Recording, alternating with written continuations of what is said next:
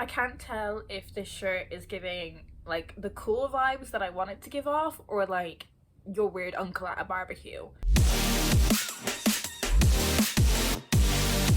Hi everyone, my name is Leanne and today I'm going to be bringing you another book haul. I have 17 non-fiction books to talk to you about today, which, yes, is a lot of books, but I am genuinely so excited when I look at this pile of books. Like, every single one of these books that I have got, I am so looking forward to reading. And obviously with every book haul that I do, I am excited for all of the books that I get my hands on, but there is something about this particular stack where all of the books are just so tempting to me. Maybe it's because nonfiction November is on the horizon, but without further ado, let's get into the books, and they will all be linked down below in the description if you want to find out more about them. I have tried to kind of categorize the books, but they don't all fit into like nice little neat categories, but I do have a little stack that are kind of around gender and sexuality and those kinds of things, which I know is a big interest that a lot of us share. So I picked up a copy of Delusions of Gender by Cordelia Fine. It was last year, I think, when I read Testosterone Rex by Cordelia Fine, and I found it so informative, so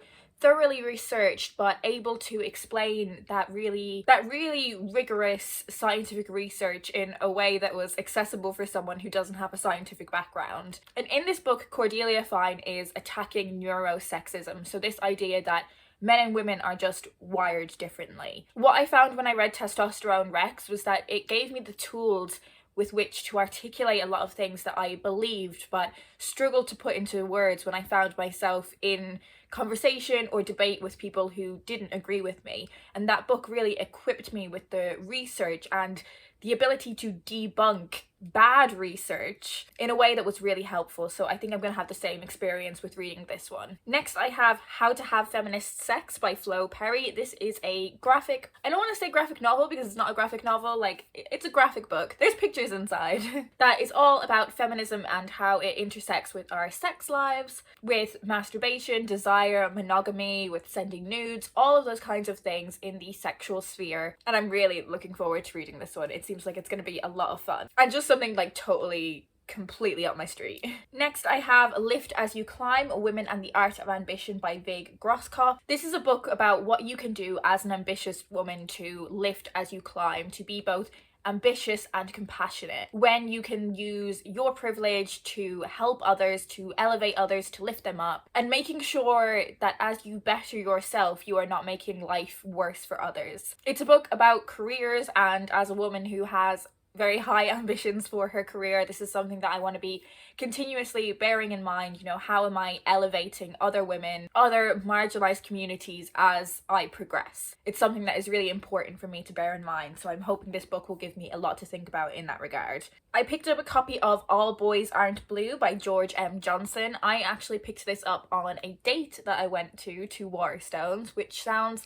way cuter than it actually was. Let me tell you, it was not cute. So this is a memoir from LGBTQIA+ activist and writer George M. Johnson, and he shares his memories of growing up both black and queer in America. He looks at topics like gender identity, toxic masculinity, brotherhood, consent, and black joy. I've heard a lot of good things about this book, and I think the cover is stunning, so I'm really looking forward to reading this one. Next, I have The Five by Hallie Rubenhold. I feel like I am the last person left who hasn't read this book, and I have heard nothing but amazing things about this. This is a history book about the 5 women that were killed in 1888 by Jack the Ripper. So we have Polly, Annie, Elizabeth, Catherine, and Mary Jane, and this is about giving recognition to their lives. So often when we hear about Jack the Ripper's victims, they are dismissed as if they were unimportant, as if they weren't, you know, full humans with fleshed out lives. And this is what that book does. It fleshes out these women's lives, it gives voice to their histories, and it gives these women back their stories. As I said, have heard nothing but fantastic things about this one. Next, I have some books that are about books or about authors, which is one of my other favourite kind of subsections of nonfiction. So I have this beautiful copy of A Secret Sisterhood by Emily Midorikawa and Emma Claire Sweeney. The foil is definitely reflecting my ring light there. And this book is about the hidden friendships of Jane Austen, Charlotte Bronte, George Eliot, and Virginia Woolf. I don't think this book is specifically about the friendships between these four women, but rather the other friendships that these women had with other women. I think with these great literary figures, we kind of have a lot of assumptions about what they were like as people based on their novels, and I guess there's a certain amount of assumptions that you can draw. You know, you can know about their interests, maybe some of their beliefs, but I do think there's a lot of misconceptions about some of these women, and it will be interesting to learn more about them, delve into some of their letters and see what they were like as individuals rather than these kind of figures that we have particular ideas about. One thing that I'm slightly cautious about with this book is that I don't want any romantic or sexual relationships to be misconstrued as friendships. Like, I don't want this book to fall victim to being like about gal pals, but I will reserve my judgment until I've actually read it. But I'm looking forward to getting some new perspective on these famous literary figures. Next, I have possibly the chunkiest book that I now own, and that is Romantic Outlaws: The Extraordinary Lives of Mary Wollstonecraft and Mary Shelley by Charlotte Gordon. This book is fucking huge. I could use this as a damn doorstop. Even when you take like the footnotes and the references away, like that's what the footnotes and references are.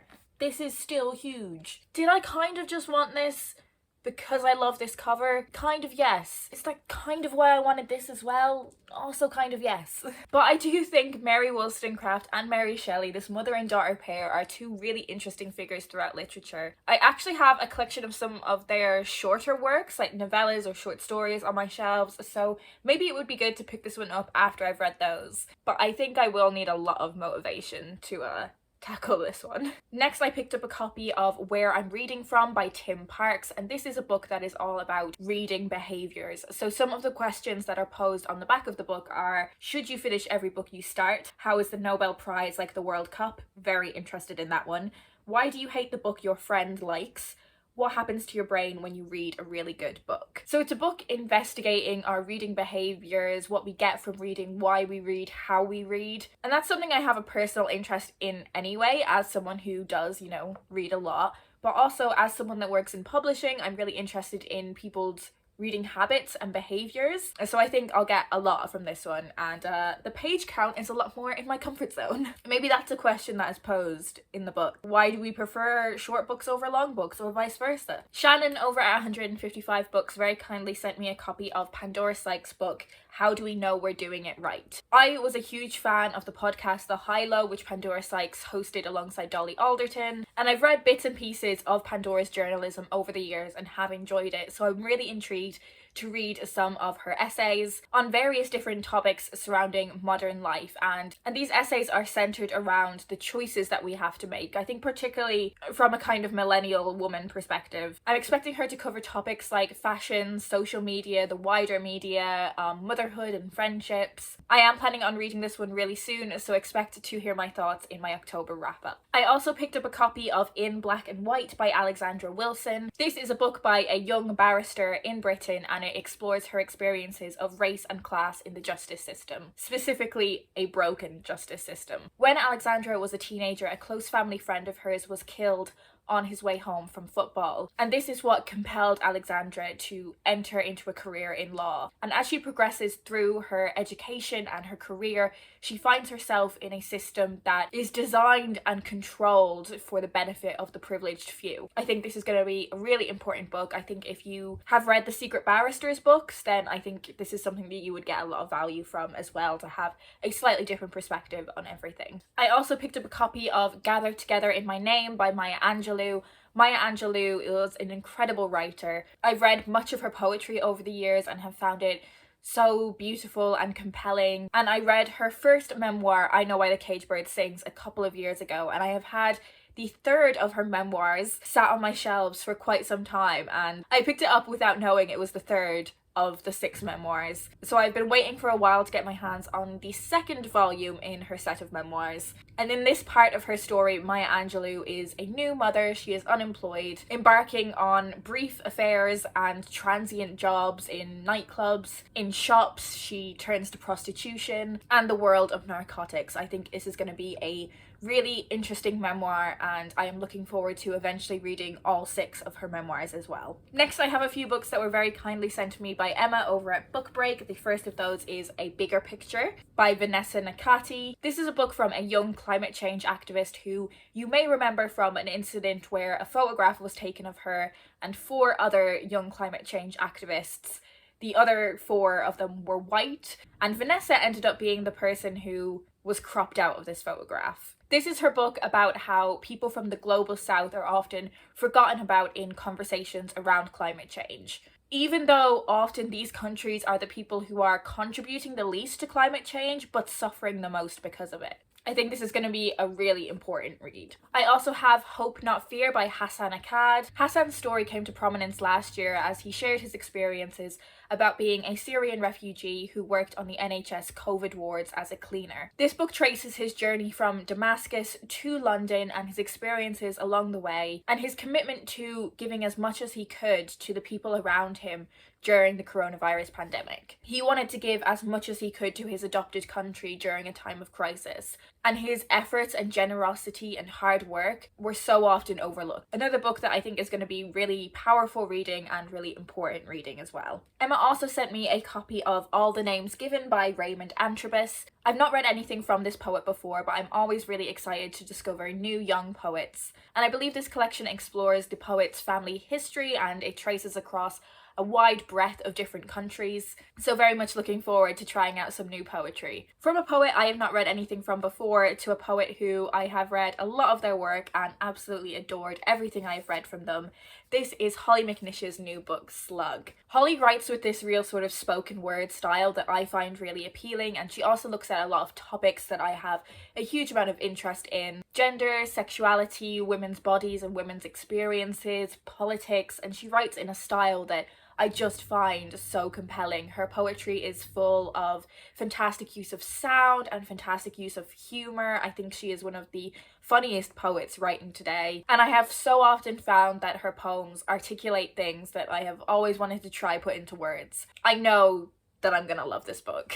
Oh, and this one was very kindly gifted to me by my friend Vic, who herself has a new book that has just come out, so if you are interested in some dystopian YA fiction, then I will leave a link to order her book in the description as well. I also have a very little poetry book, and that is Remember Body by C.P. Cavafy. I picked this up on a trip to Gaze the Word. I wasn't looking to spend a lot of money on books, but I did want to support the bookshop while I was there, so I picked up this. From a masterful earliest 20th century Greek poet. I love picking up random poets that I haven't read anything from before, poetry that is perhaps outside of my comfort zone, so we'll see how I get on with this one. And the final non-fiction book I want to show you probably could have gone in my children's book haul. This is As Large as Life by Johnny Marks, illustrations by Sandia Pravat. This is an absolutely stunning illustrated book all about animals and their different habitats. Thank you so much to Little Tiger for sending me this. It is absolutely gorgeous. I used to love these kinds of books when I was little. I would paw over them for hours, marveling at all of the illustrations and learning so much about the world around me. And I think I'm going to have the exact same experience reading this as a grown-up as well. So there we have it. They are all of the non-fiction books I'm going to talk to you about today. As I said, they will all be linked down below in the description if you want to find out more about them. Have you read any of these books already? What did you think about them? I'd love to have a chat with you guys down in the comments, but if you don't have anything in particular to say, leave me your favourite purple emoji. As ever, I have almost forgotten to tell you what my TBR now stands at. It now stands at this number, and I'm not going to say anything about that. Anyways, that's it from me today. I hope you guys are doing well, and I will speak to you in my next video.